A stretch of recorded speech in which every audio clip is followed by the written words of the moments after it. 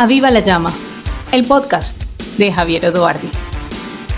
Bienvenidos a otro episodio de Aviva la Llama, con la psicóloga y coach organizacional María Eugenia Luciani. Tras explorar sus 2 libros, Nada cambia si yo no cambio y Quiero cambiar por dónde comienzo, vamos a estar abordando cómo aplicar sus principios en el trabajo, cómo liderarnos a nosotros mismos en momentos de crisis y estrategias para equilibrar trabajo, familia y crecimiento personal. Un episodio lleno de consejos prácticos para impulsar el crecimiento personal. María Eugenia, bienvenida. Es un placer tenerte con nosotros en Aviva la Llama. Y para mí es un gozo tremendo poder compartir con ustedes y aprovechar estos espacios de crecimiento, de reflexión y de inducción a cambios. Absolutamente, de verdad que para nosotros estamos muy felices, estábamos esperando ansiosamente esta conversación contigo. Pero mira, María Eugenia, vamos a comenzar, sé que queremos hablar de tus 2 libros, pero vamos a comenzar por tu primer libro. Nada cambia si yo no cambio. ¿Qué título? ¿Qué te motivó a escribirlo y a elegir ese título en particular? A un desafío para cada uno de nosotros, porque siempre tenemos la creencia de que los otros o las circunstancias tienen que cambiar. Y si yo sigo siguiendo ese camino, nunca va a suceder nada distinto a lo que yo vivo. Nada cambia si yo no cambio, te confronta a ti para salir de una zona de comodidad o de rutina y empezar a dar pasos hacia ver qué pasa. Entonces, es una creencia nueva que queremos instalar. Nada cambia si yo no cambio. De hecho, es mi frase favorita. Wow, y es algo cierto, ¿no? O sea, si nosotros no decidimos tomar una decisión, ¿verdad? Para ser distintos en lo que tengamos que cambiar, no puedo hacer nada, ¿no? Ahora fíjate, en este libro, Nada cambia si yo no cambio, tú hablas y mencionas el impacto de las emociones negativas como la preocupación, la ira, la amargura. ¿Cuál es el primer paso? O sea, uno se pregunta, ¿cuál es el primer paso que debo tomar para reconocer primero estas emociones y luego entender cómo nos afectan en nuestras vidas diarias? Mira, el proceso de darme cuenta, detenerme, parar, observar y evaluar mis reacciones. Además que llega un momento que hay como un agotamiento, ¿no? Cuando tenemos una mentalidad que está todo el tiempo preocupada. Y la preocupación es una enfermedad de la imaginación. Es decir, yo anticipo, yo sufro, yo genero el escenario catastrófico y por supuesto me siento impotente de poder actuar sobre ese escenario que ya mi mente creyó como una verdad. Y por supuesto eso me lleva a sentir frustración, a amargura y una tristeza profunda. Entonces nos estamos manejando en 2 territorios emocionales que ahorita es el problema más grande que tiene la sociedad, que es ansiedad y que es depresión. Entonces me muevo en esos 2 círculos, pero todo comienza en mi mente y la mente controla la biología. Y el darme cuenta hace que yo pueda regular esas emociones. De nuevo estoy diciendo, no es que yo no sienta ansiedad o preocupación por algo, sino que yo no voy a vivir permanentemente ansioso o preocupado. Y luego entraríamos entonces con herramientas para manejar una mentalidad de preocupación y empezar a generar cambios en el nivel de la capacidad de visualizar un futuro, pero con esperanza, porque la preocupación te lleva a una desesperanza. No puedo hacer nada. Y ahí comienza el cambio. Yo puedo cambiar mi mentalidad de preocupación por una mentalidad ocupada, que vea posibilidades, que se abra a experimentar. Ahí comienza el primer cambio. Nada cambia si yo no cambio. Y lo que tú dices es tan importante porque muchas veces no es que nosotros no tengamos esas emociones, pero es cómo las manejo. Exacto. Porque ellas pueden, la manera como yo piense de mí mismo, la manera como cada una de estas emociones tomen el control de mí es la manera como yo voy a actuar y voy a estar impactando la vida de otros. Entonces la pregunta es, ¿cómo puedo yo manejarlas adecuadamente, verdad? Y descansar y que no sean ellas quienes me controlan a mí. ¿Es eso lo que tú estás diciendo, María Eugenia? Tal cual. Yo tengo el dominio o la capacidad de controlar lo que pienso, lo que siento, lo que hablo y cómo me manejo, cómo reacciono ante las circunstancias. Y ahí empieza la capacidad de manejar la inteligencia emocional, que es precisamente regular la emoción y gestionarlas para que sean aliadas y no enemigas de mi vida. Porque lo que yo pienso me hace sentir y tiene un impacto a nivel físico. Entonces vemos a la gente con graves trastornos de salud. De hecho, hay un porcentaje altísimo que dice que 75 a 95% de las enfermedades son psicosomáticas. Entonces, una personalidad autoestresora es una personalidad que siempre está anticipando, sufriendo y con preocupación excesiva por un futuro que aún no aparece. Pero mi cerebro, cuando yo le doy esa imagen, él no sabe si es real o imaginaria, él simplemente va a actuar de acuerdo con lo que yo le generé. Por eso es que ahorita la neurociencia está estableciendo que el cerebro es neuroplástico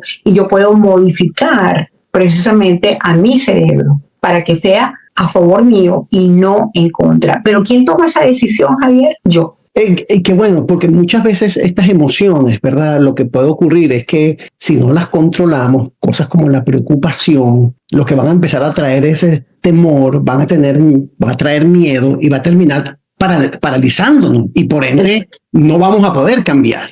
Ese es el resultado.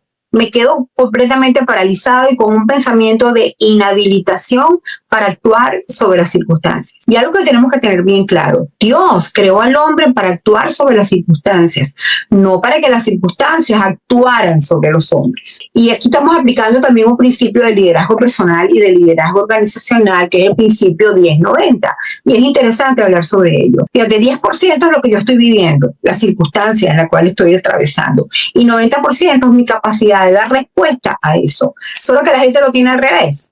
Le doy 90% a lo que me está pasando y mi 10% es pensar que yo no puedo hacer absolutamente nada.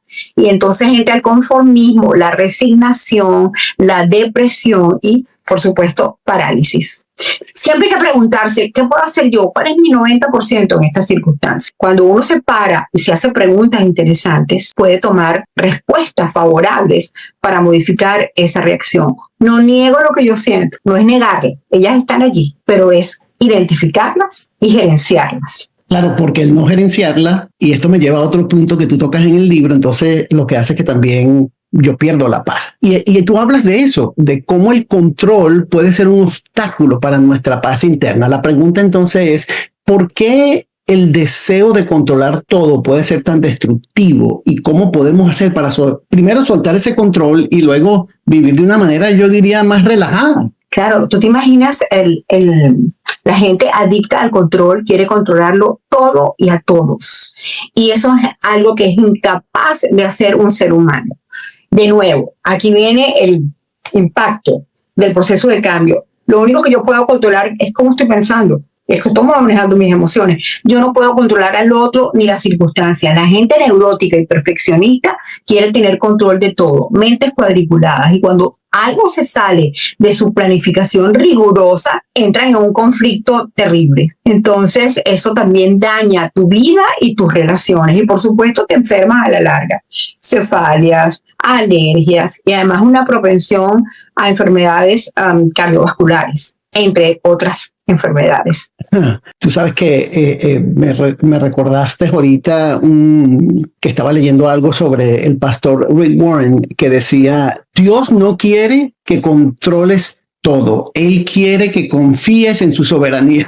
Y esa es una manera de cambiar. El Señor es soberano, Él tiene control de todo. Yo necesito descansar en Él, que es lo que me va a dar precisamente la paz. Y ahí viene la capacidad de qué puedo hacer yo, mi 90%. Claro, mi 90% tiene un porcentaje altísimo de una confianza excelente con Él. Cuando yo estoy preocupada, significa que yo no confío ni en Dios, ni en mí, ni en nadie. Terrible, terrible.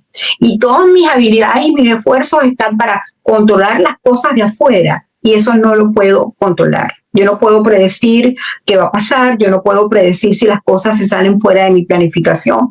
Yo tengo que desarrollar una mente flexible para adaptarme a las circunstancias y dar respuesta a las circunstancias.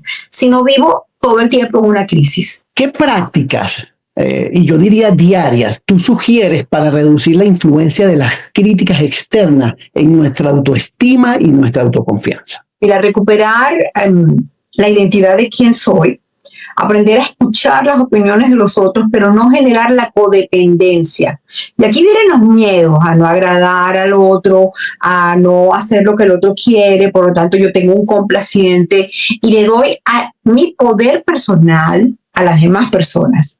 Entonces eso genera una inseguridad que crece cada día porque yo dependo de la opinión de los demás para yo poder continuar. Y produce lo que llamamos una adicción a la aprobación. Y la adicción es como cualquier otra adicción. Es terrible porque mi confianza en mí la pongo en lo que el otro pueda pensar o opinar de mí. Algo bien interesante, la gente siempre va a tener una opinión. Yo puedo solicitar un consejo y pedir una opinión a yo depender exclusivamente de lo que el otro piensa y hacer lo que el otro quiere que yo piense y lo que yo quiere que yo sienta. Entonces no tengo absolutamente ningún tipo de capacidad de resolver mis propios conflictos. Y es terrible, ¿no? A mí me encanta Hebreos 13:6 de la palabra de Dios que nos ubica. Dice, ciertamente el Señor es quien me ayuda. No me dará miedo lo que un simple mortal, igual que yo, pueda decirme o hacerme. Y eso es poderoso. Y ese es el primer cambio. Sí, y muchas veces el tratar de complacer a una persona o a un grupo es que si los complaces a ellos, primero quizás no te complaces a ti mismo, pero no complaces a otros, porque si mientras trates de complacer a todo el mundo... Y además la gente nunca va a estar contenta, nunca, nunca. Nada de lo que yo haga lo va a satisfacer permanentemente. Ahí tenemos el miedo a decir que no, y se aprovechan de tu tiempo, de tus recursos, de todo. Entonces los miedos siguen controlando esta dinámica en la vida. Y de nuevo, hay que empezar a pensar, ¿por qué la palabra de Dios dice 365 veces en la Biblia, no temas, esfuérzate y sé valiente, no se turbe tu corazón, yo no te di espíritu de cobardía o de timidez? ¿Por qué? Porque si yo no reconozco mi miedo a no complacer al otro, esos miedos me van a controlar a mí y me hacen codependiente de los demás. Y además nunca voy a estar contento. Entonces aquí viene el papel de víctima, es que yo soy en el último lugar de la fila, es cuando yo pido algo tampoco me lo dan. Y tengo el miedo de que si le voy a decir que no, entonces no me quieran y me retiran afecto. Entonces vivo, ¿qué? Bailando al son de los demás. Me hiciste acordar en este momento de una frase de Charles Spurgeon, que él dijo, Dios te ha aceptado tal y como eres. Él lo que quiere es que tú también te aceptes. Claro.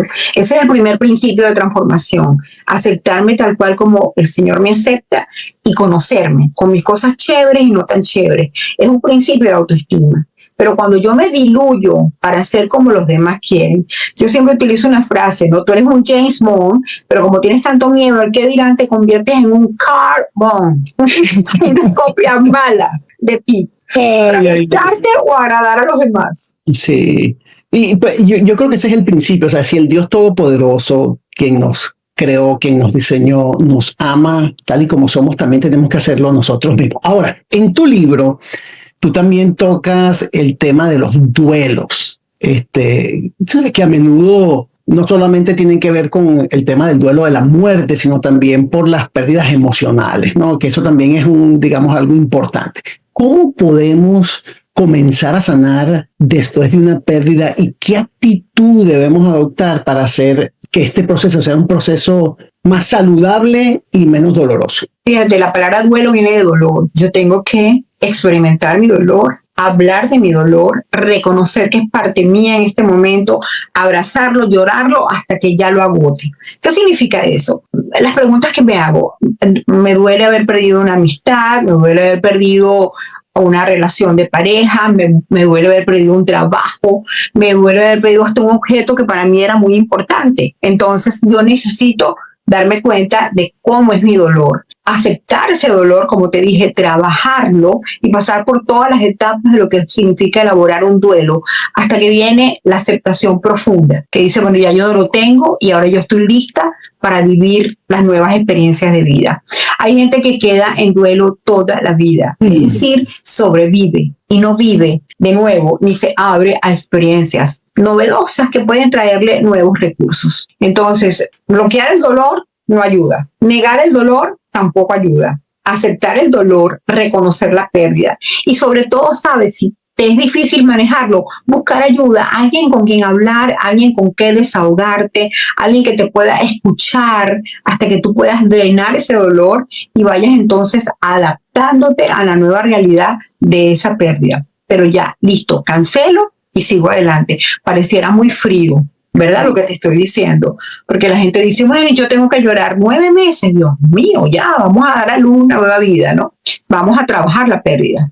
Y eso es una contradicción y una paradoja, Javier. Porque una de las cosas que tenemos los seres humanos es que nos queremos sentir dolor.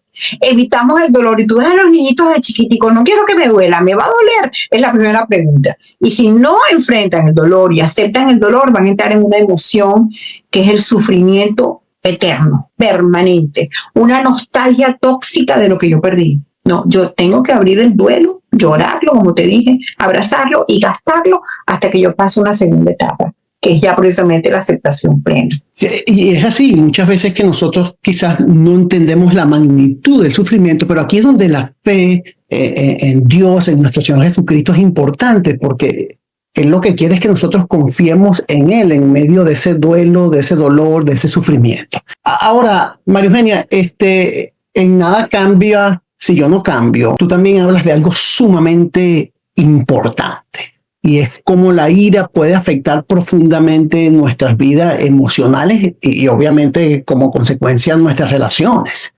¿Cuáles son las estrategias más efectivas que tú sugieres para gestionar la ira, sobre todo en momentos de conflictos, de mucho estrés que vivimos todos día a día?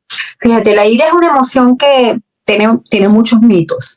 Hay que desmistificar la ira. La ira es una emoción primaria con la cual nacemos para dar respuesta a una injusticia y modificar esa realidad.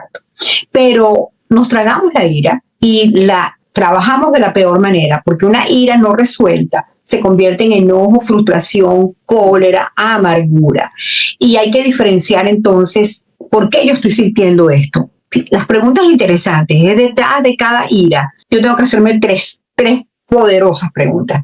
Hay un miedo, o sea, ¿a qué le tengo miedo? Porque el miedo me hace sentir vulnerable, pero la ira me da fuerza como para yo responder, gritar, poner una barrera, perro bravo, por aquí no entre, y yo tengo el control. Frustración es algo que yo deseaba y no lo tuve, y el obstáculo no lo puedo quitar, y entonces yo reacciono con ira, culpando a los demás. Hay algo que me frustra, a lo mejor es que no hice una petición o no aclaré una expectativa, y al mismo tiempo hay un dolor por algo que no obtengo. Entonces, cuando yo me pregunto, ¿a qué le tengo miedo? Detrás de esta emoción de ira, ¿qué me está frustrando o qué me está doliendo? Yo puedo conseguir una respuesta honesta y entonces yo puedo aprender a gestionarla. Poner en palabras mi enojo, poner en palabras lo que me molesta.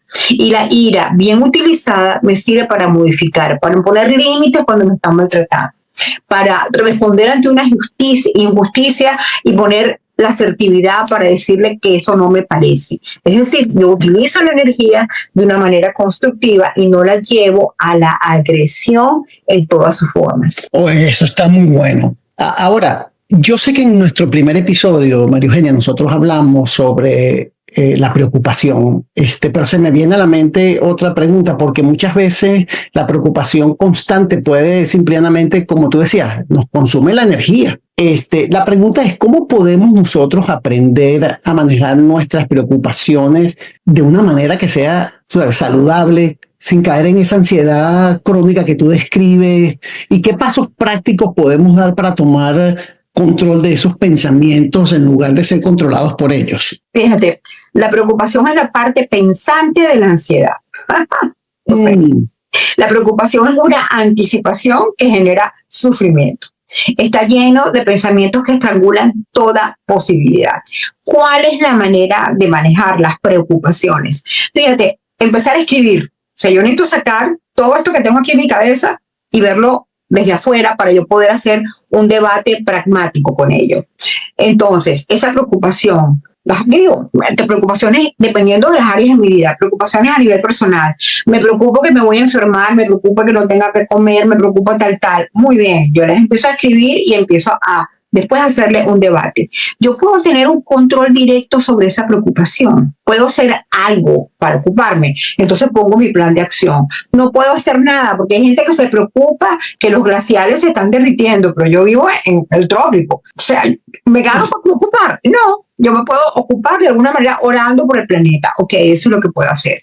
Y entonces también es importante ver qué creencia o qué miedo hay detrás de esa preocupación. Entonces, cuando yo debato con ellas mismas, ya yo puedo entonces entender. Aquí tengo control directo, actúo a pesar de mi miedo.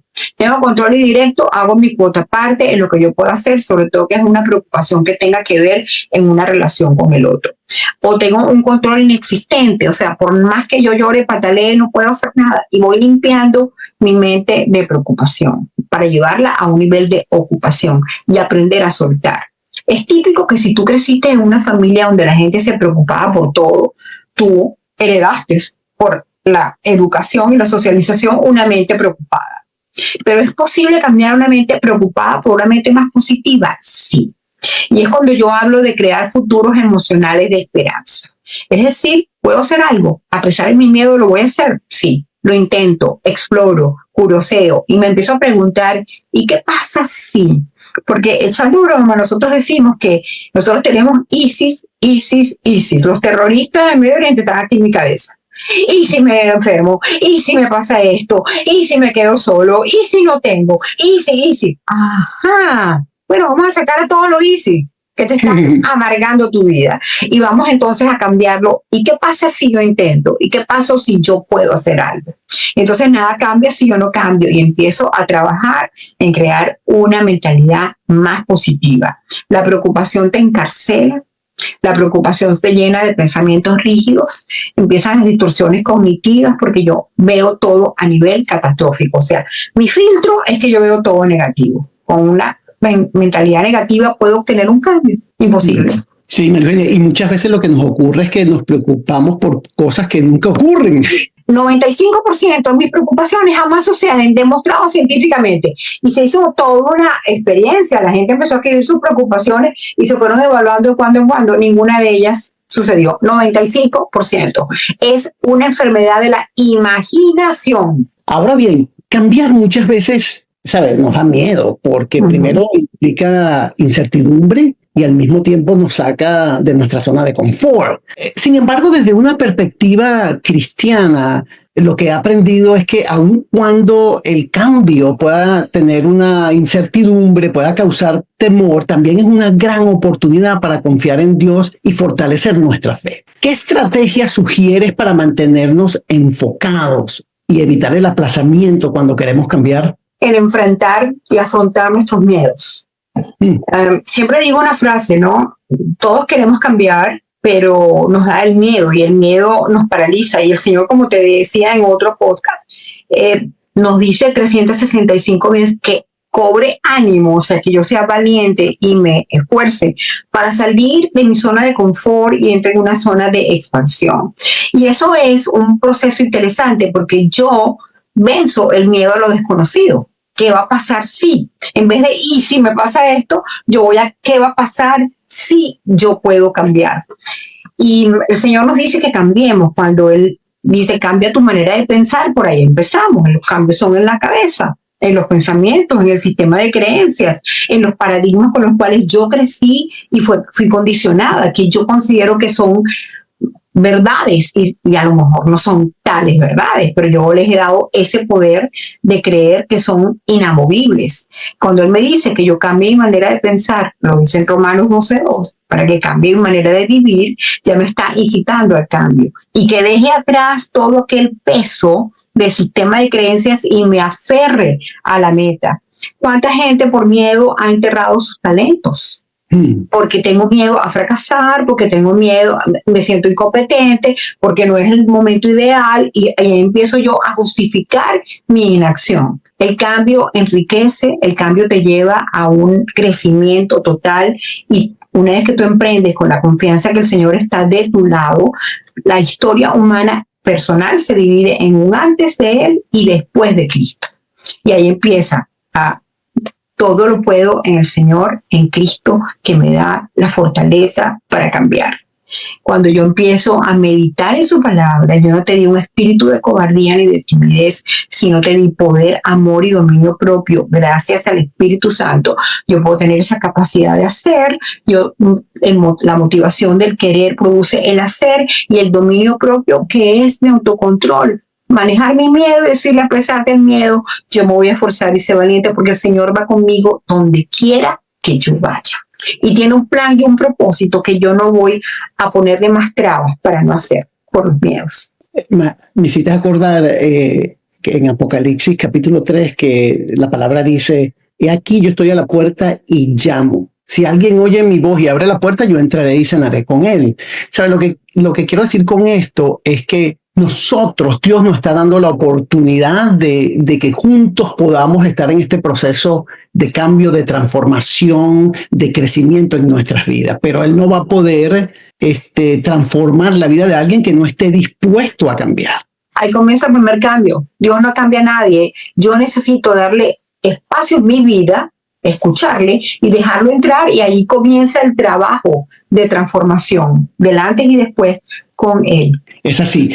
Uno de los temas más importantes que tú mencionas en tu nuevo libro, Quiero cambiar, ¿por dónde comienzo?, es la importancia de cuestionar nuestras creencias limitantes. ¿Cómo podemos primero identificar esas creencias que nos están saboteando sin ser consciente de ellas? Muchas veces lo hacemos sin saberlo.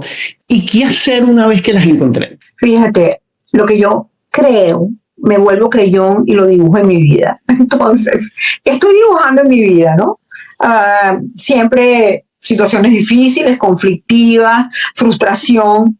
¿Qué hay detrás de mi conducta? Porque a veces hacer metacognición, que es pensar sobre lo que pienso, es un ejercicio que necesitamos aprender. Sacar ese diálogo interior, porque mira, 95% de lo que yo hago viene de mi subconsciente y solamente un 5% de mi nivel consciente. Por eso el activar mi proceso de observarme y el darme cuenta, chequear mi conducta, evaluar los resultados y ver qué hay detrás de eso, es cuando yo puedo identificar las creencias. También, de la abundancia del corazón habla la boca. Todas las excusas que yo me pongo para no hacer. Creo que no me merezco ser feliz. Creo que yo nací para sufrir. Creo que a mí me cuestan más las cosas. Creo que tengo que ser perfecto para que la gente me acepte. Yo necesito complacer a todo el mundo para que me quieran. Esas son actitudes basadas en creencias que crean paradigmas y reglas de vida que te limitan el desarrollo de tu potencial y tus capacidades. De nuevo, dependo entonces de eso. ¿Cómo cambiar mi sistema de creencias? Cuando yo empiezo, entonces, hay unos test en el libro buenísimos que te ayudan muchísimo más a darte cuenta cuáles son tus respuestas a estas situaciones e identifican la creencia que está detrás de eso. Entonces, ¿cómo yo puedo crear una nueva manera de tener creencias? Y aquí la palabra de Dios es perfecta. De manera que si alguno está en Cristo, nueva creación es. Las cosas viejas pasan, he aquí todo es hecho de nuevo. ¿Qué son las cosas viejas? Mi pasado, mis paradigmas, mi sistema de creencias, y empieza un nuevo nivel de pensamiento y acción. Es decir, la palabra de Dios también va creando las nuevas verdades en mi vida, y a la vez de la meditación en la palabra, la repetición de la palabra, se van creando nuevas conexiones neurológicas que se van a mi cerebro ejecutivo, que es el que la va a poner por acción. Y se va borrando la memoria cognitiva que yo tengo, porque hay una resignificación de las creencias. Sí, y yo sé que estas cosas, María Eugenia, parecieran que sonaran como abrumadoras, pero es simplemente tomar la decisión de que sí, yo quiero cambiar, yo estoy dispuesto a hacerlo, y entonces comenzar a tomar esos pequeños pasos que van a comenzar a transformar nuestra vida. Es como comenzar sencillo y crecer rápidamente. Y además, un pasito a la vez. Una creencia la voy diluyendo hasta que sustituyo la técnica de reemplazo cognitiva conductual. Para nosotros los creyentes es una bendición la palabra, porque esa creencia es desbaratada por la palabra de Dios. Y en la medida que yo la repito, la afirmo, la medito, la practico, se establece, como te dije, se fija en mi mente. Y ya entonces, mi 95% del subconsciente ya está lleno con la nueva narrativa en mi vida, y empiezo a creer, oye, el Señor me hizo y me creó con un propósito. El Señor me ama. Cuando la creencia es que yo no soy digno de ser amado, el Señor me ama, que murió por mí, me redimió, me puso un nuevo nombre, me sacó de la estrechez de la esclavitud de mis creencias y me lleva a una tierra donde fluye leche y miel. Cuando yo empiezo a incorporar todo eso en mi vida, hay una transformación. Recuérdate 2 frases importantes. Aceptación es transformación. Una vez que yo acepto eso, empieza el proceso de cambio. La negación es esclavitud. Me deja donde siempre estoy. Y como decía Einstein, loco es la persona que trata de obtener resultados distintos haciendo lo que siempre hacen, fundamentado por el sistema de paradigmas, actitudes, creencias, pensamientos, y eso va a generar emociones y a producir la misma conducta de siempre. Sí, y lo importante de estas cosas es que una vez que damos ese primer paso, comienza también a abrirse un mundo de posibilidades que antes no veíamos porque estábamos, digamos, sujetos a estas creencias o sujetos a las preocupaciones como hemos hablado anteriormente. Ahora, algo también que nos puede distraer en este proceso de cambio es obviamente, y que tú lo hablas muy bien en tu libro, es el tema del caos que a menudo sentimos en nuestra mente, especialmente cuando estamos intentando iniciar ese proceso de cambio. Es como que si nosotros nos convertimos en el principal obstáculo, ¿no? Entonces, ¿qué pasos podemos seguir? O sea, muy prácticamente, ¿verdad? Que para organizar ese caos mental y empezar a tomar decisiones que sean más claras, que sean más efectivas. Claro, el capítulo se llama Cómo manejar la turbulencia emocional, porque las emociones, la ventaja es que las emociones son muy rápidas, pasan en segundos. Ahora, yo necesito de nuevo identificar qué estoy sintiendo, ansiedad. ¿Qué es ansiedad? Yo estoy caminando más rápido de lo que la vida me está diciendo hoy. Es anticipación. ¿Qué puedo hacer aquí y ahora? Entonces, la conciencia plena. ¿Qué estoy pensando? ¿Qué estoy sintiendo? ¿Qué puedo hacer? ¿Cuál es el resultado que yo puedo obtener? La respiración profunda que me ayuda a enfriar mi sangre, porque cuando yo estoy ansioso, preocupado, tenso, estresado, asustado, mi cuerpo genera fisiológicamente adrenalina y cortisol, que me generan todo este estado de alerta, a la defensiva, peleando contra mí, contra todos. Yo la respiración, la sangre se pone muy caliente, pero cuando yo hago mi respiración relajada y profunda, oxígeno, enfrío la sangre, me lleva mucho más oxígeno al cerebro que piensa, mi corteza prefrontal, yo puedo tomar una pausa y esa pausa es poderosa para tomar después una decisión. Es decir, parar, pensar, analizar, reflexionar y actuar. Pero el apúrate que tenemos en toda la vida está todo el tiempo trabajando en contra de nosotros. Por eso, estar quietos y conocer que yo soy Dios. La quietud significa que no voy a actuar, sino que yo estoy tomando control. Y eso se conecta con un fruto del Espíritu Santo que necesitamos desarrollar, que es la paciencia. La ciencia de estar en paz. Y todo eso me ayuda. Además que hay unas dinámicas interesantes para manejar entonces el estrés, para manejar la ansiedad, toda una cantidad de tips que son muy prácticos. Lo único que tenemos que decidir es hacerlos y probarlo. ¿Qué sugerencias tienes para aquellos que sienten que es muy difícil cambiar debido a sus hábitos o creencias arraigadas, especialmente cuando parecen estar luchando contra sí mismos? Es ese saboteo del que hablábamos, los obstáculos que nosotros mismos nos poníamos. ¿Qué sugerencias tiene? Primero, que hagan una evaluación de su vida. ¿Están contentos? ¿Están plenos? ¿Están satisfechos? ¿Siempre están cargados de vacíos, de carencias, de reclamos? Eso es una buena pregunta. ¿Me siento cómodo como yo soy? ¿Siempre estoy en un conflicto eterno? ¿Peleo con todo el mundo? ¿Me cuesta socializar? Son preguntas que uno tiene que hacerse y el darse cuenta y dejar de echarle la culpa a las circunstancias o a los demás y empezar yo a quitarme la vida de mi ojo. El primer paso es importante. Siempre necesito hacerme preguntas poderosas que me confronten a mí mismo.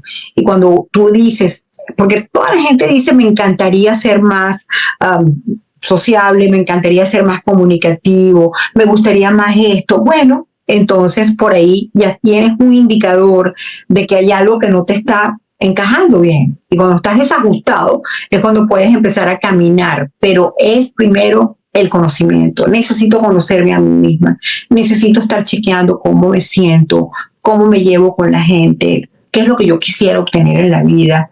Y esas preguntas hacen que uno tome una decisión. y diga, basta, hasta aquí, ya me cansé, estoy agotada de mí misma, no me soporto. Pero no me soporto, bueno, chévere, vamos entonces a empezar a quererte.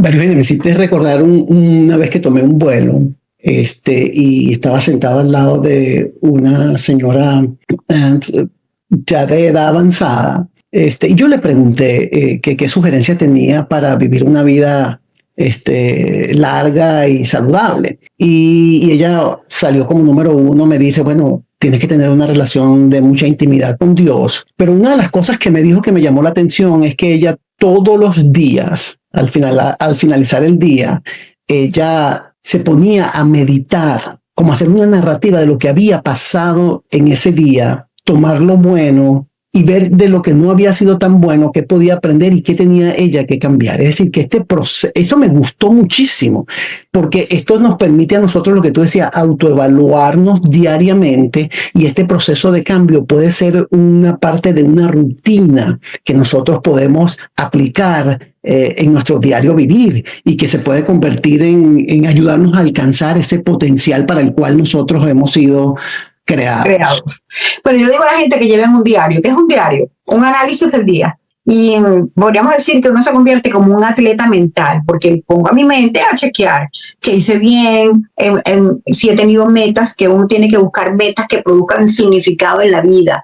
No hago las cosas por hacer, sino ¿para qué estoy haciendo esto y cuál es el significado que yo le doy en mi vida? Por ejemplo, hablar con alguien, acompañar a alguien, hacer un trabajo con excelencia. Entonces yo hago un registro de todo, qué viví, qué pensé, qué sentí, qué hice y de qué me estoy dando cuenta.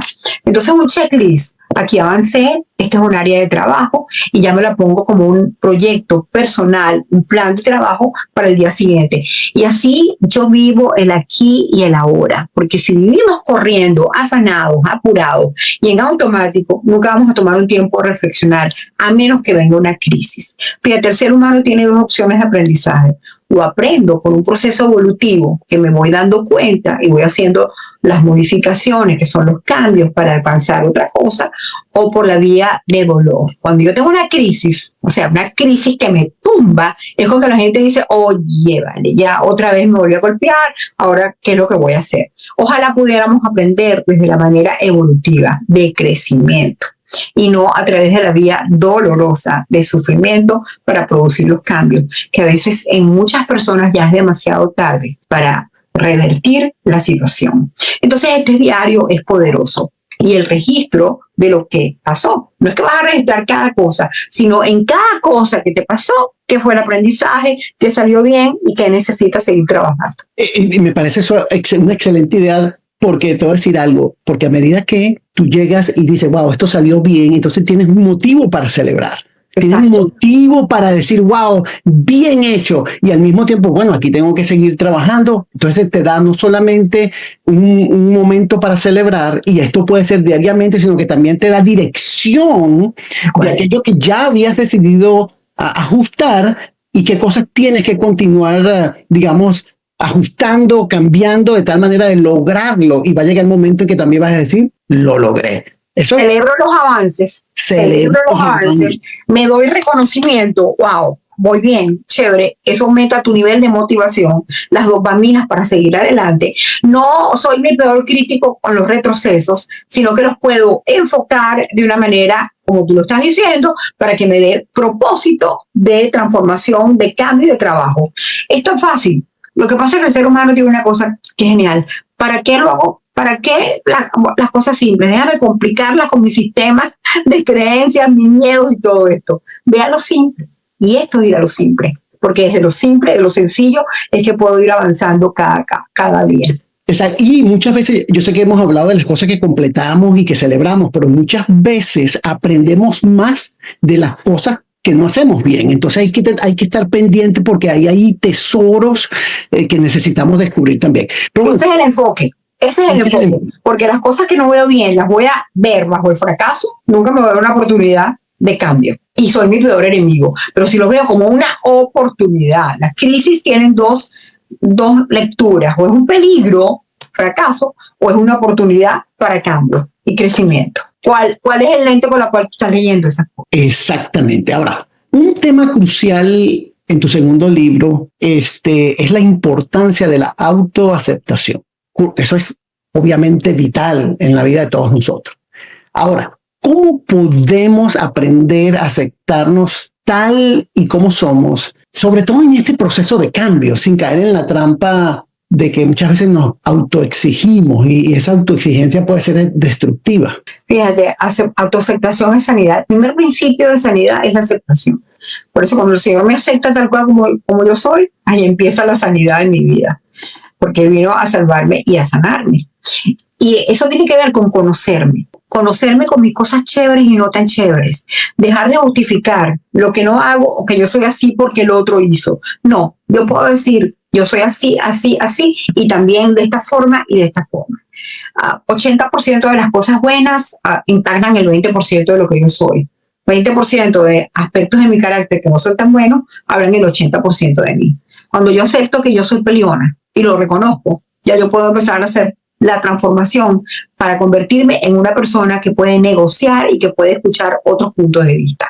Y ya yo estoy tomando acciones. La gente cuando tú le dices, ¿y tú quién eres? Bueno, te dice, ¿qué hace?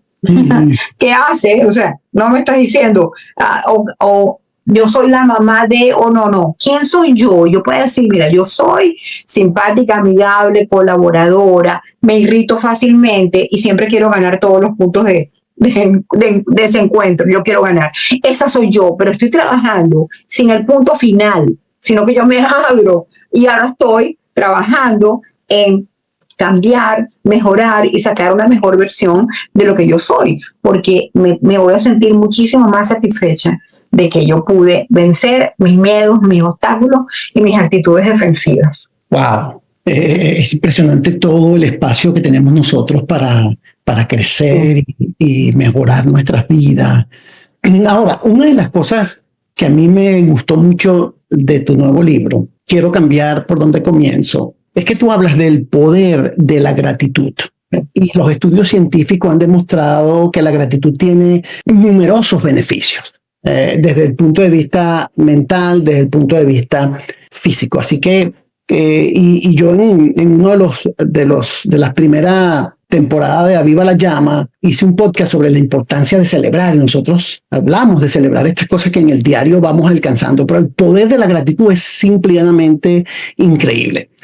Lo que se me viene a preguntarte es lo siguiente, María Eugenia. ¿Qué podemos implementar como una práctica diaria de gratitud, obviamente, que no solo sea desde el punto de vista superficial, sino algo que realmente transforme nuestra mentalidad en nuestro diario vivir? Llevar un diario de agradecimiento. Y es un ejercicio poderoso porque voy entrenando mi mente a buscar más cosas por las cuales agradecer. Una vez que yo empiezo a decir, yo agradezco que estoy vivo, que respiré, que me comí una arepa, que tengo algo que hacer y que hay alguien que me acompañe, ya yo empiezo a buscar nuevas formas de agradecer. Es decir, abro mi mente para expandir mi capacidad de darme cuenta de las misericordias, favores, regalos que tengo, pequeñitas cosas que ya yo empiezo a agradecer. Entonces yo le mando a mi gente que haga un diario de agradecimiento. Todos los días tú vas a escribir 5 cosas por las cuales tú estás agradecido. Y al día siguiente, 5 cosas nuevas más. Y lo vas a hacer por 21 días. Te podrás imaginar cómo tu mente se entrena entonces a buscar el agradecimiento. Y como tú lo dijiste, impacta mi salud porque yo libero oxitocinas, endorfinas y mejora mi tensión arterial, aumenta mi sistema inmunológico, me hace inmune a una serie de enfermedades increíbles por el poder de la gratitud. Expande mi capacidad cerebral de crear nuevas neuronas en mi cerebro ejecutivo y me vuelvo una persona más satisfactoria. La pregunta, ¿el pájaro canta porque es feliz o es feliz porque canta? Wow, no, y también la gratitud y la celebración es contagioso. Otros comienzan a preguntar, bueno, ¿y qué pasa con María Eugenia? ¿O qué pasa con Pedro, con Juan? Que están siempre agradecidos y eso puede también ser una oportunidad para nosotros de poder... De reciprocidad. Exactamente. Y cuando yo te agradezco, doy las gracias por haber estado trabajando conmigo en este podcast.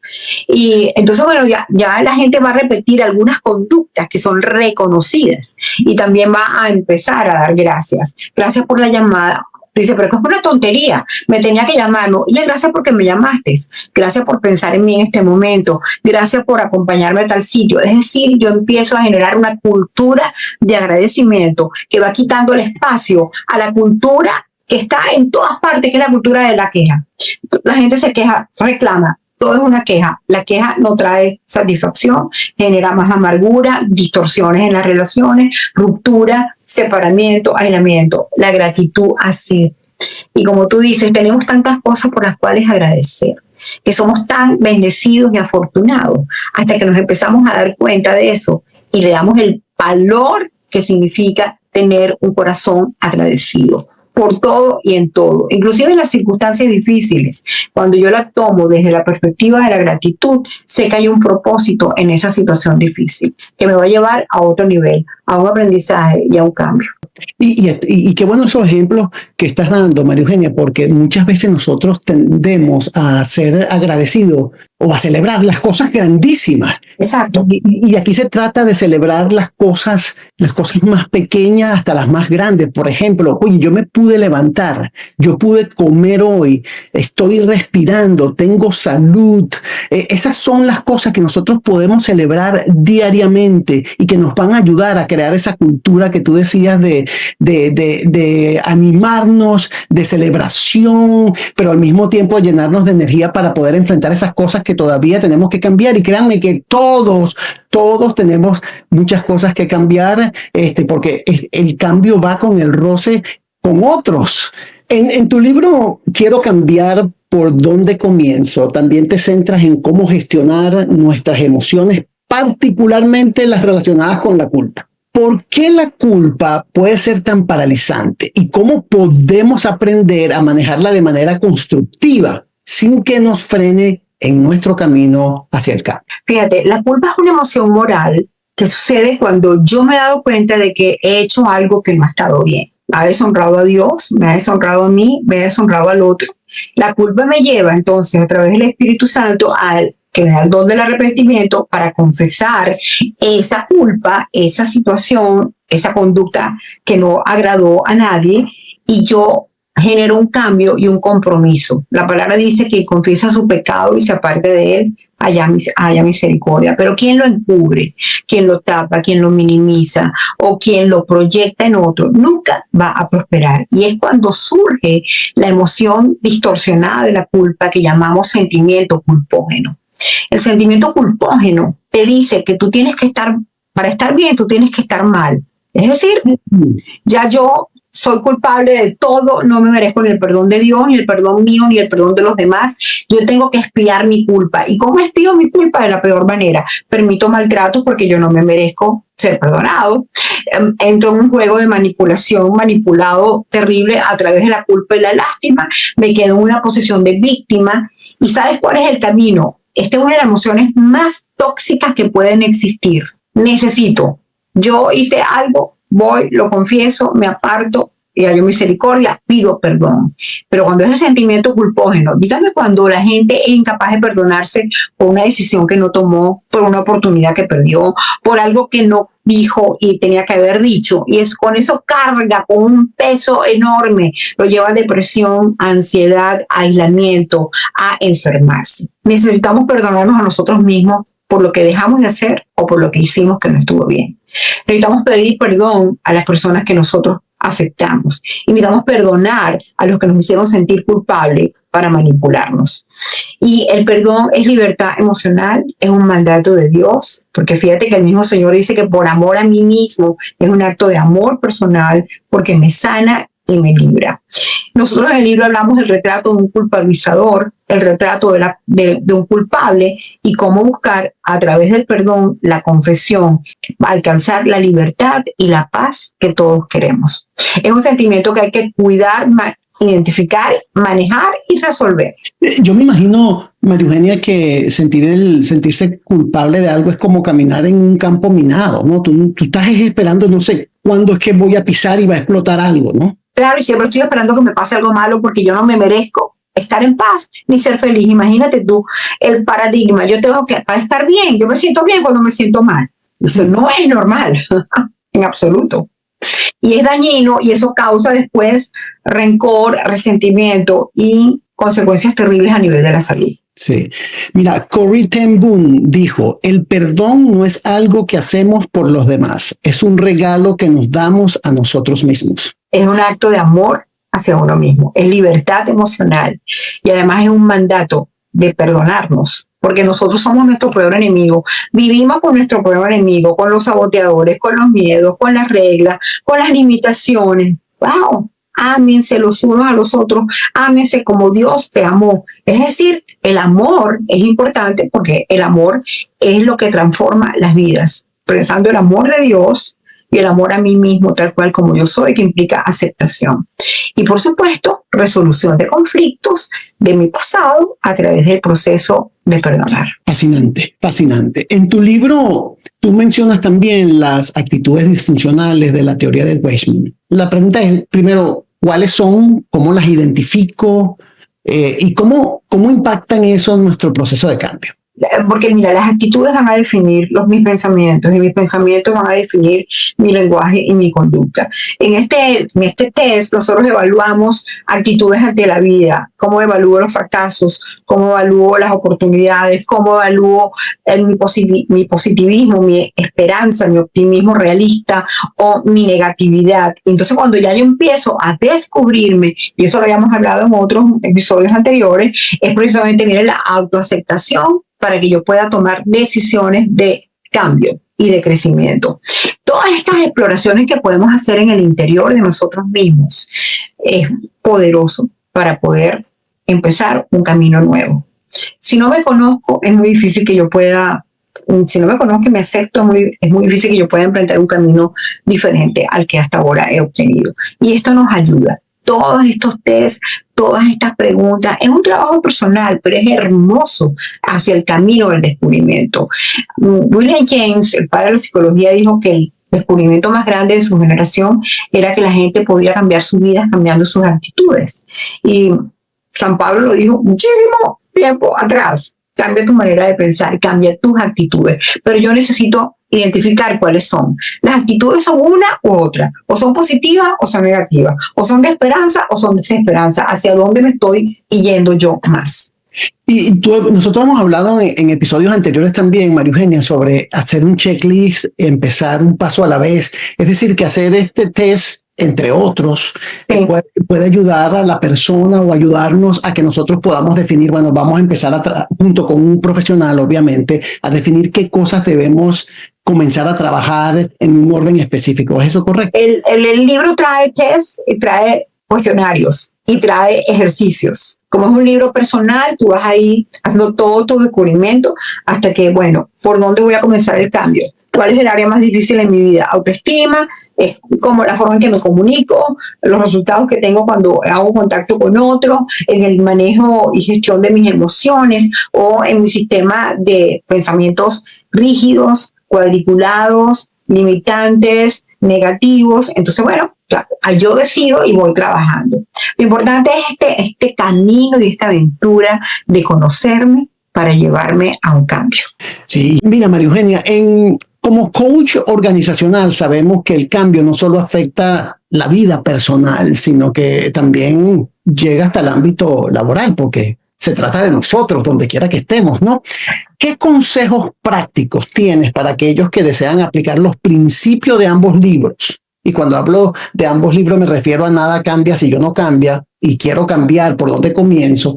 Y que ellos puedan aplicar eso en sus trabajos y en sus relaciones laborales.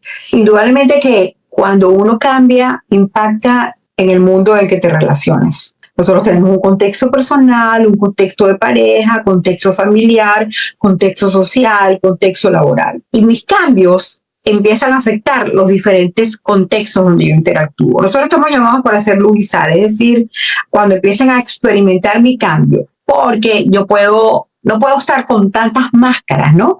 Bueno, hay gente que deja luz en la calle y oscuridad en la casa, ¿no? Necesito generar los cambios, porque el ser luz en la calle significa que yo estoy siendo condicionado en mi conducta para producir resultados. Por ejemplo, nosotros en el trabajo es muy difícil que podamos tener una explosión de ira, porque bueno, ahí están los limitantes, o sea, el trabajo, es mi estabilidad financiera, etcétera. Entonces, esos son como locos externos que me permiten controlar mi reacción. Pero ¿cuál es el problema que yo tengo en los distintos contextos? Entonces, de repente, en la relación de pareja, yo puedo decir que tengo problemas de comunicación o que no me siento comprendido. Entonces, necesito activar esa área de comunicación y comprensión. En el área laboral, que me cuesta expresar mis ideas porque tengo miedo a hacer el ridículo, porque ¿quién soy yo para dar una propuesta y una idea y luego la da el otro? Y yo me siento que la pensé primero, pero me siento pues muy mal porque no lo dije por miedo.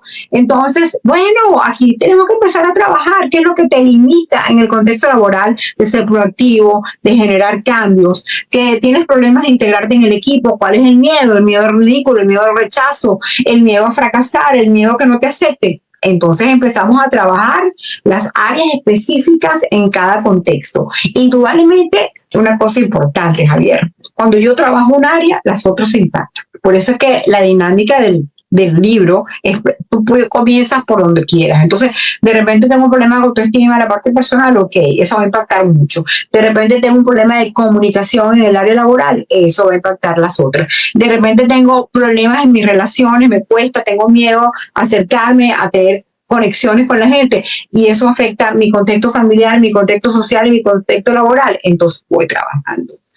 Y porque aunque dijéramos, oye, vamos a sectorizar áreas, una vez que yo comienzo el cambio, afecto productivamente y potencialmente en los contextos en donde yo interactúo. Yo fui creada para establecer diferencias, para llevar una nueva cultura en las relaciones, en los trabajos, para poder trabajar con otros, para canalizar las diferentes ideas y propuestas y buscar alternativas, para invitar a la gente a que me dé su punto de vista. Y eso significa cambios a nivel personal, y eso significa liberarme de los mecanismos de control que dicen no hables, no invites, no participes, cuidado con la gente, porque yo me abro a experiencias. María Eugenia, me gustó mucho eso que dijiste de que trabajar en un área afecta el resto de las áreas, que es, digamos, como un efecto dominó. Y entonces, y tú también has dicho en otros episodios lo importante de ir un paso a la vez. Entonces yo quisiera tomar esta oportunidad para decirle a la audiencia que se trata de dar ese primer paso, de comenzar, porque a medida que vayamos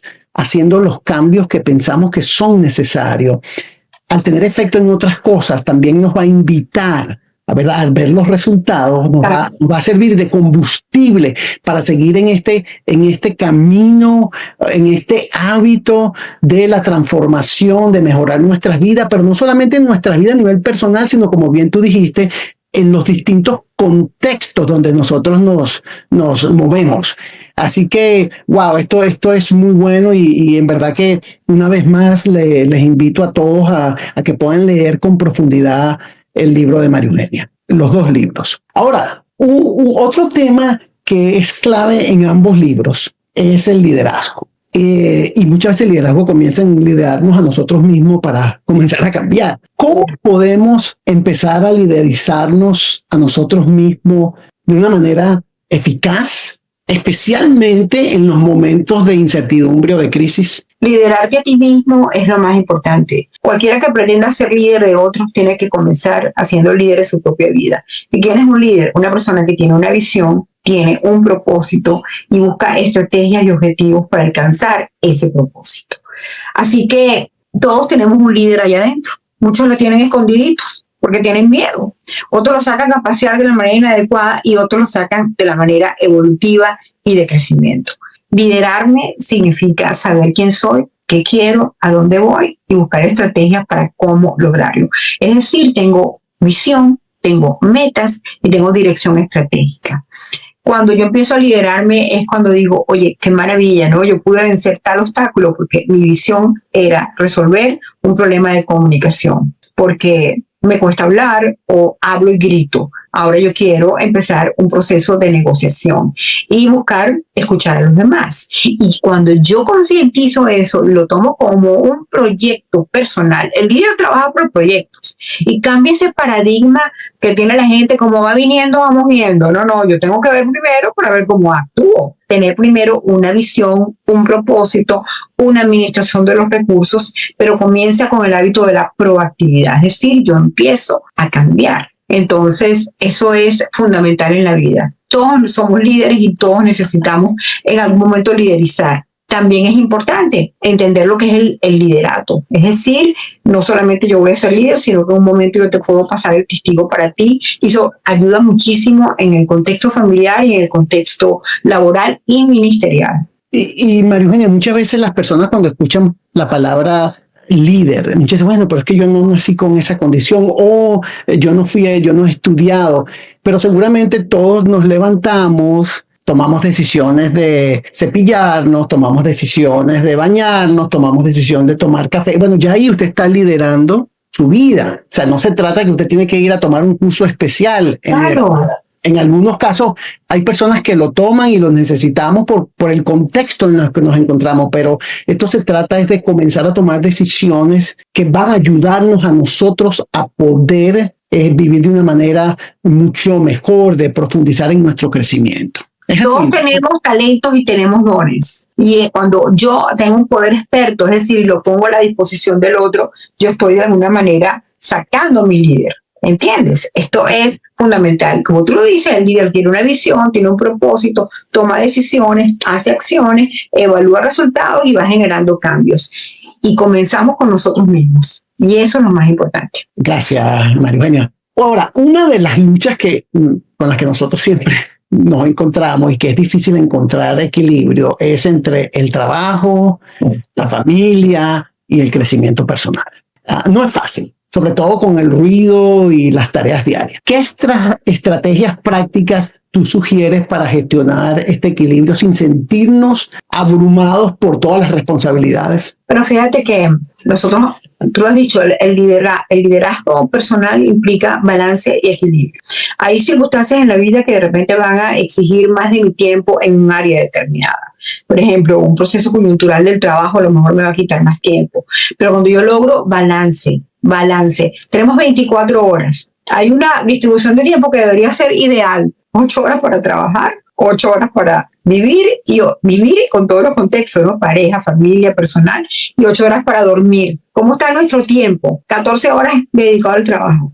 No tengo tiempo para la familia porque estoy agotada, ¿ok?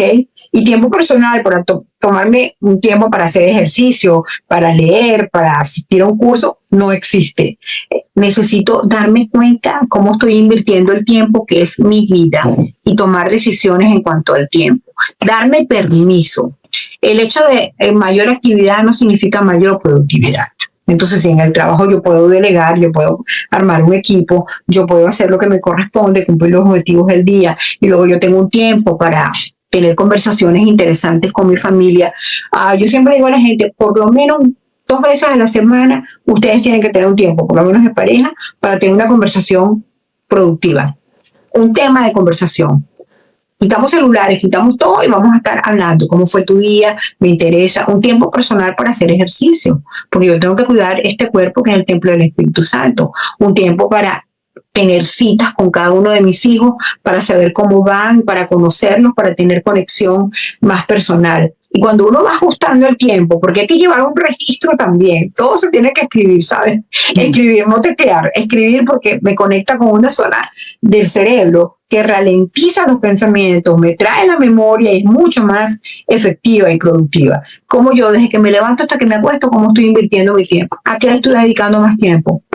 Yo no puedo tener más tiempo, yo puedo distribuir mi tiempo, que todos tenemos 24 horas. Y lograr ese balance armónico es un trabajo, pero hay que comenzar desde cero. A partir de hoy, quiero 2 horas de mi tiempo para caminar, para hacer ejercicio.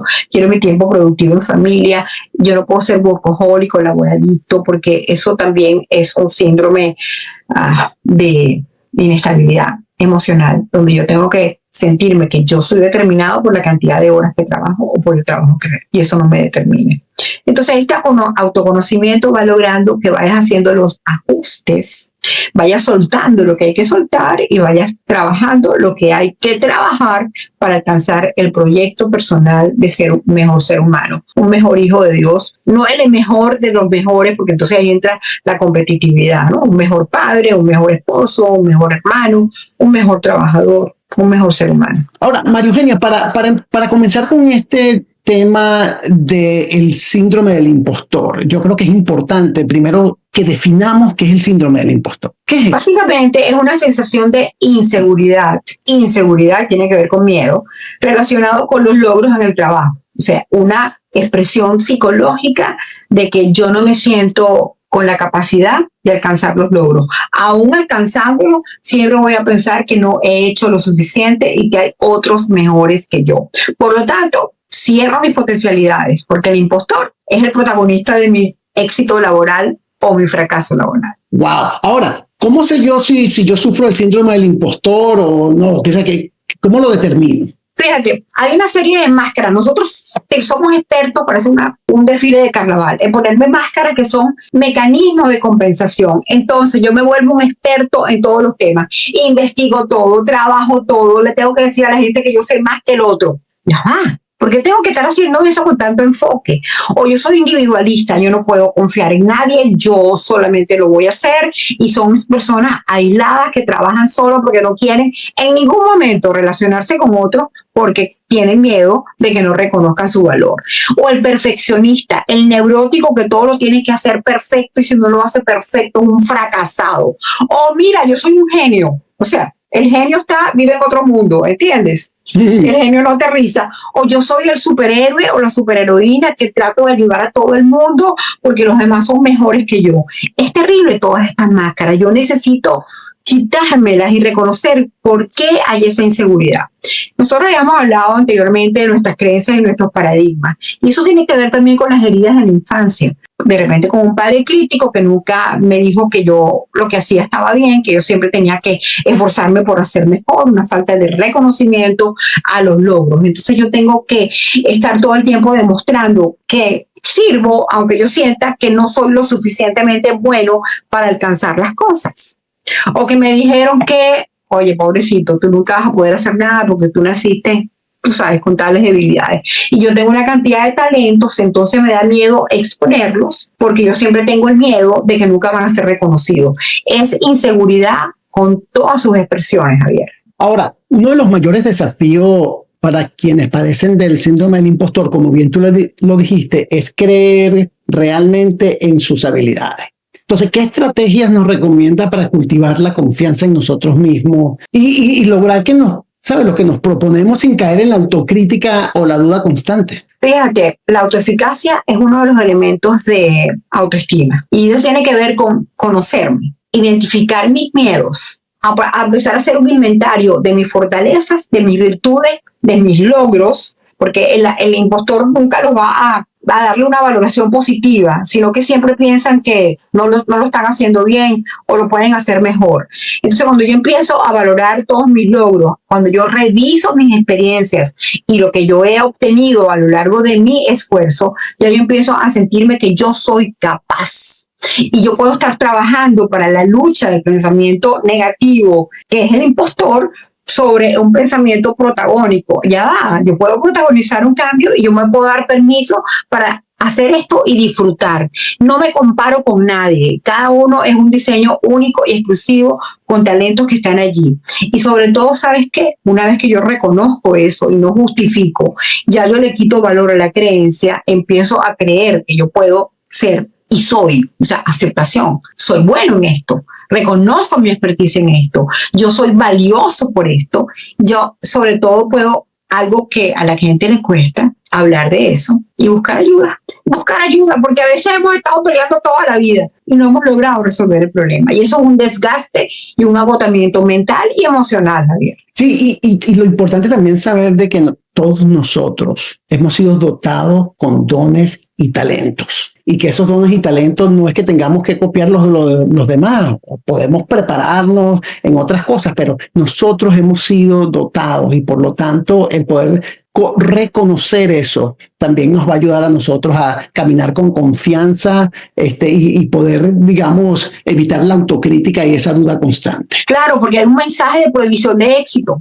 Ay, ¿por qué tengo una prohibición de éxito y de logro? ¿Cuál es el miedo que está detrás? ¿Cuál fue la herida de la infancia que me produjo ese pensamiento y ese sentimiento? Por eso la sanidad es integral y es completa. Y eso significa valor personal para revisarme, para aceptar mi impostor. ¿Y sabes qué? Yo siempre digo a la gente, tú tienes que hablar con tu propio yo y decirle, mira, ¿sabes qué? Impostor, hoy no me vas a acompañar. Te quedas en la casa porque yo voy a salir hoy con el decidido, el determinado y el que va a sacar y poner sus talentos a la disposición de los demás. Y finalmente, para terminar con este tema, María Eugenia, y una vez más, en verdad, esta serie ha sido sumamente enriquecedora. Mira, ¿qué pasos prácticos, y yo sé que tú has hablado de algunos de ellos, podemos tomar hoy mismo para comenzar a transformar nuestra forma de pensar y actuar y dejar, no en la casa, pero dejar atrás el síndrome del impostor de una vez? Queda en la casa, es más, en el closet, guardado en el último lugar. Todos los diálogos que yo me tengo que hacer. En primer lugar, el autoconocimiento. Eso es bien importante. El autoconocimiento me lleva a la autoaceptación. El reconocimiento de mis debilidades, que están fundamentadas en mis miedos. El entender que el miedo me quiere proteger de un peligro que es imaginario en mi cabeza, porque no es el miedo real ante un peligro que yo estoy viendo, sino que yo estoy creando con mi imaginación. El sacar todos mis pensamientos negativos y mis preocupaciones y mis inseguridades y escribirlos para yo poder hacer un debate pragmático con ellos. El empezar técnicas de sustitución y reemplazo. Empezar a tener autoconfianza y autoeficacia. Y sobre todo saber que Dios me lleva de la mano y me sacó de la esclavitud para conducirme a tierras nuevas donde fluye leche y miel. Y que yo voy a salir de esta mentalidad de desierto que me tiene girando alrededor de lo mismo, creyendo que el desierto va a cambiar y la que tiene que cambiar es como yo camino en el desierto para llegar al sitio donde yo quiero estar. La aventura de crecer y cambiar nos atemoriza, pero ¿sabes qué es peor? No haberlo intentado nunca. Y entonces ese es el primer paso que tú has hablado. Y el primer paso es un gigantesco cambio. Por más chiquitico y a pesar del miedo, yo lo voy a intentar, yo voy a experimentar, yo voy a probar y yo voy a creer.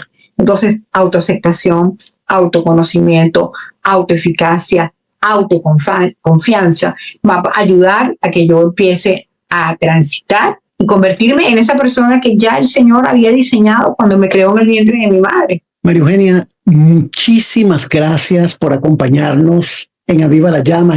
Y así llegamos al final de esta valiosa serie con la psicóloga María Eugenia Luciani. En verdad ha sido un verdadero placer explorar junto a ella temas fundamentales como las emociones, las creencias limitantes, la autoestima y por supuesto el proceso de cambio, que son el núcleo de sus libros. Nada cambia si yo no cambio y quiero cambiar. ¿Por dónde comienzo? Disponibles en Amazon. Les invito a seguirme en Instagram, @JavierOdoardi, y suscribirse al podcast. Hasta luego. Chao.